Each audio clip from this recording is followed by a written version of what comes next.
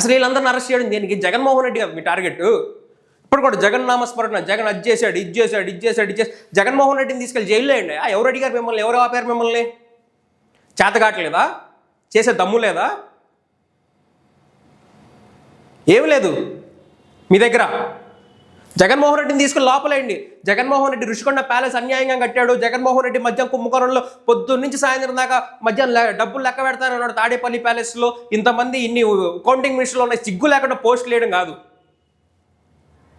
వెళ్ళి జగన్మోహన్ రెడ్డిని తీసుకెళ్ళి లోపలేండి. అప్పుడైనా కనీసం పరిపాలన చేస్తారని చూస్తాం మేము.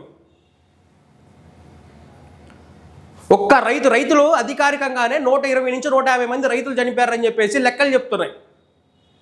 అమ్మాయిల మీద మొన్న అసెంబ్లీలో ఇచ్చారు 16,000 మందికి పైగా కేసులు రిజిస్టర్ అయినాయి. ఇంకా కొంతమంది గ్రౌండ్లోకి వెళ్తే అసలు కేసులు పెట్టించుకోవట్లేదన్న, అక్కడికక్కడ సెటిల్మెంట్లు చేసి పంపిస్తున్నారని చెప్పేసి చెప్తున్నారు.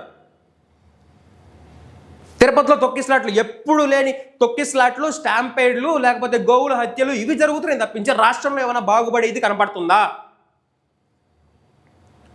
జగన్మోహన్ రెడ్డిని తీసుకెళ్ళే దమ్ము వేసే దమ్ము లేకపోతే చెప్పండి. జగన్మోహన్ రెడ్డి జైల్లో ఉంటేనే వేస్తారని చెప్పండి. జగన్మోహన్ రెడ్డి గారితో సార్ మీరు వెళ్ళి జైల్లో ఉండండి, అప్పుడన్నా వీళ్ళు పరిపాలన చేస్తారని చూద్దామని చెప్పేసి మేమే మాట్లాడతాం ఇంత లేతే.